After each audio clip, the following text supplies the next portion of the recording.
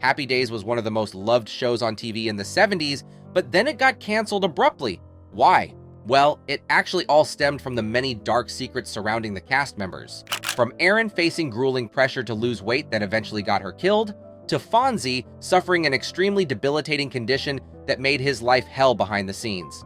In this video, we will tell you all the juicy details and secrets that finally led to the demise of Happy Days. One of the saddest stories surrounding Happy Days is that of Erin Moran. She was only 13 when she started on the show. Erin played the lovable Joni Cunningham, but even before Happy Days, you could say she was already a seasoned child star, having appeared in 20 TV shows and movies by the age of 12. For 10 years, we saw the little Erin grow into a beautiful young woman right in front of our eyes. But what no one knew was that the happy kid on our screens lived a far darker childhood in real life. As her own brother said, she was raised by a mom and dad who were not fit to be parents. Her father was an aggressive drinker, and her mother abused prescription painkillers. Her brother also described their father as a violent man who ruled our home with fear and physical abuse. Thankfully, Erin escaped the physical abuse, but the only reason was because she was a star on TV. If her dad was ever to leave a mark on her, the whole world would have learned what an evil, awful man he was. But that does not mean that she did not suffer under his cruelty as a small girl growing up. The show was Erin's happy place, her escape from the turmoil at home. In her fellow cast members, she found the loving and supportive family she never had. But just as much as the show saved her, it also helped to push her to her demise. According to her brother, the show's producers wanted her to lose a bit of weight during her teenage years. The pressure to look a certain way was relentless, and that fueled her drug taking. She never felt pretty or thin enough, he said. At age 16, Erin started to experiment with mild drugs, but it soon turned to harder drugs and it got out of hand. Towards the end of her time on Happy Days, her struggles with addiction had become more and more evident, even to her co-stars on set. Marion Ross, who played Erin's on-screen mother, was just as much a mother to her in real life as she was on the show. She tried to help Erin, but it was no use. We could tell that she was taking something or smoking something, and we wanted to do some kind of an intervention. But the teenage Erin acted as if nothing was wrong. She was in denial and refused to get help. After Happy Days ended, Erin's life came crashing down. Erin was a tortured soul who never recovered after Happy Days.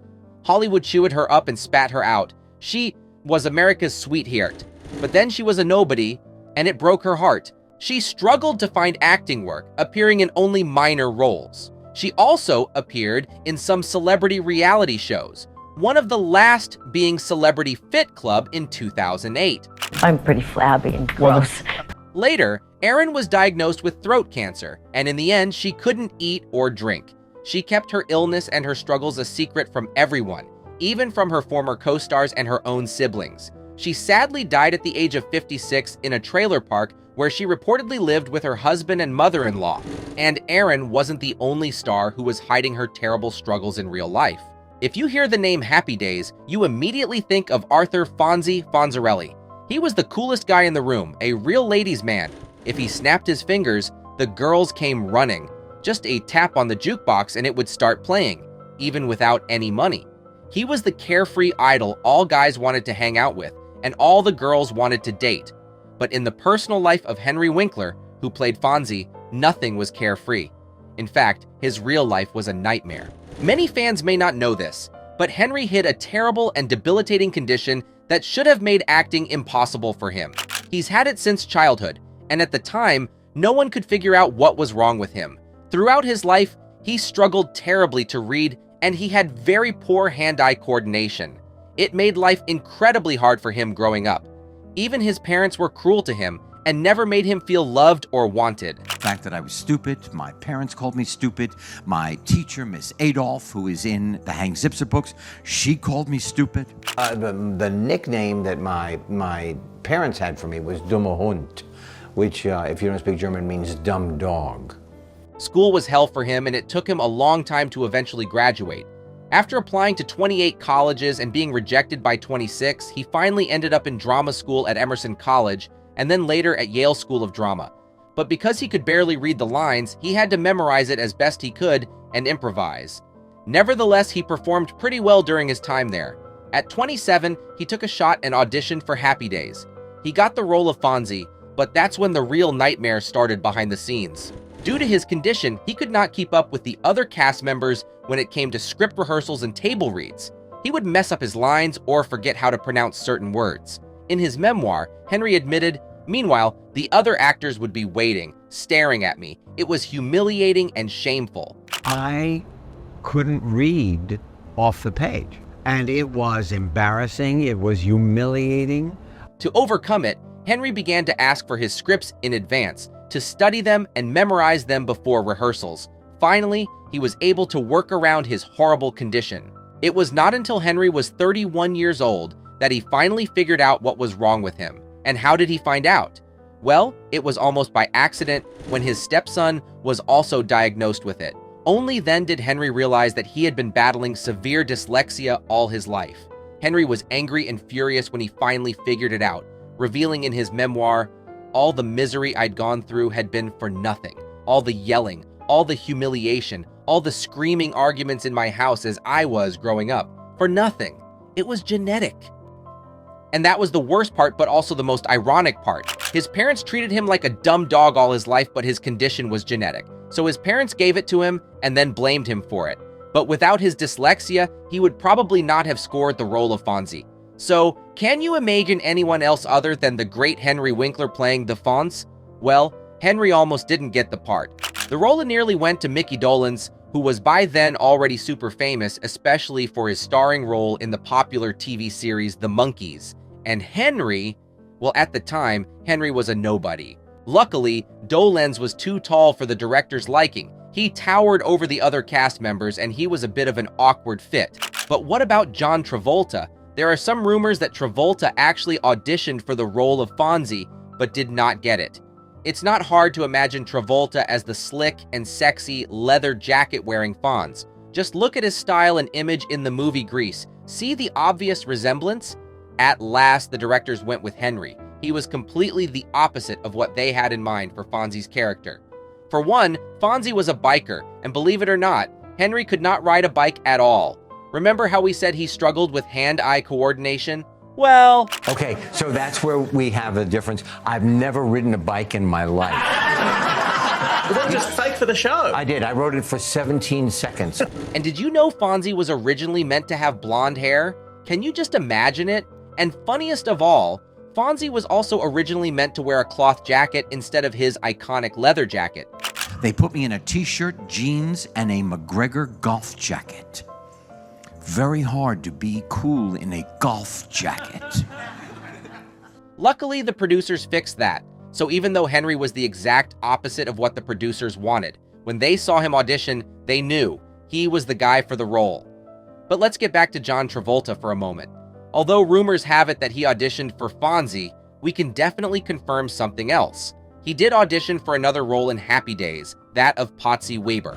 However, in the early 70s, Travolta was still struggling to get acting work. By then, he had mostly only appeared in a few commercials, and even though he did play in Grease, at that time it was in the Broadway play and not yet in the movie.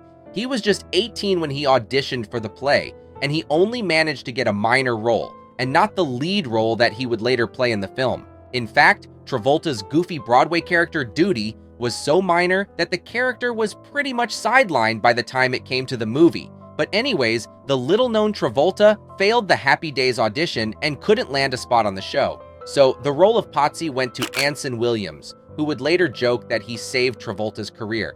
Because if Travolta did land the Patsy role in Happy Days, he would not have later starred in films like Saturday Night Fever, Grease, and Staying Alive. All films that greatly boosted his career. And speaking of Grease and the leading role, here's where it gets really fun. Did you know John Travolta was not the first choice? The role of Danny Zuko was first offered to Henry Winkler before Travolta finally snagged it up. You turned down Grease? Yes, movie? I did. I turned down Grease. Yes. It was the role that catapulted Travolta to unimaginable fame. But if such a great role was offered to Henry Winkler on a silver platter, why did he reject it? Let's hear what Henry himself has to say about it. No, I thought I had done the Fonz for 10 years. I didn't want to get typecast. I don't know where I was on drugs at that moment. And no, John Travolta went on to, and not only that I can't sing, but he went on to be brilliant in Grease and bought a plane. And another fun fact about Travolta and Happy Days. While John did not land a spot on the show, his sister did. That's right. In case you didn't know, John has 2 brothers and 3 sisters, who are all actors, and Ellen Travolta played 5 episodes in Happy Days between 1981 and 1984. Look, here she is playing Chachi's mother, the weird and wacky Louisa Arcola. Even though Happy Days became a phenomenal success, it was almost a failure right from the start. But how? Originally, the show was meant to be more of a coming-of-age story that focused on things like family values and adolescence. Remember, during the early 70s when Happy Days first aired, America was in turmoil, and times were violent. The show's creator was very sensitive to the political climate of the times, and the show was originally very toned down and mild. But when after the first season the producer saw that the ratings were really bad, he knew he had to do something drastic. Enter the Fonz. Henry Winkler was given more creative freedom to let his character loose and to become the carefree, smooth-talking wise guy we all came to love. And so the legend was born. Fans loved the new version of Fonzie, and the whole show followed suit and took a comedic turn. And while the show's creators and the fans loved it, not everyone did. Ron Howard, who played Richie Cunningham, was far less excited. You see, Richie was intended to be the main protagonist, the main star. But suddenly he was pushed to the side and all attention was on Fonzie. There were even talks that the producers wanted to change the name of the show to Fonzie's Happy Days. Ron Howard wanted none of it and threatened to leave the show. Later, he would even admit how jealous he was of Henry Winkler for stealing his limelight. Finally, the Happy Days creators agreed not to change the name, but more than that, Henry also refused to have the name changed out of respect for Ron. Despite the incident, there was no bad blood between Henry and Ron. In fact, the two remain close friends even to this day. Even though the show suffered all the setbacks we've mentioned so far, there was one thing that probably hurt the show more than anything. And that was when Ron Howard's character, Rich, did finally leave the show after the 7th season. From there, the show was just not the same.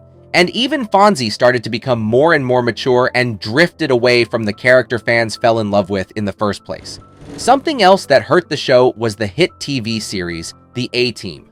It was first aired in 1983, a year before Happy Days would come to its end. The A-Team aired on a competitor network in the same time slot, and it claimed a lot of the Happy Days viewership. The show's ratings kept plummeting, and by the end of season 11, they knew it was time to call it quits. So thank you all for being part of our family. To Happy Days. Despite its sad end, Happy Days was one of the most successful TV series of all time, running 11 seasons from 1974 to 1984 and leading to several spin-off shows like Laverne and Shirley, Joni Loves Chachi, and let's not forget Mork and Mindy. That's right. In case you forgot, Happy Days launched the career of the legendary Robin Williams.